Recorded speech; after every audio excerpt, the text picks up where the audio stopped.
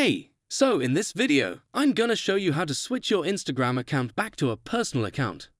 It's actually really easy, so don't worry. Open Instagram and go to your profile. Just tap that little profile icon in the bottom right corner of your screen. Next, tap the three lines in the top right corner. That's the menu. Now, depending on your account, you might see something like Business Tools and Controls or Creator Tools and Controls. If you do, tap that.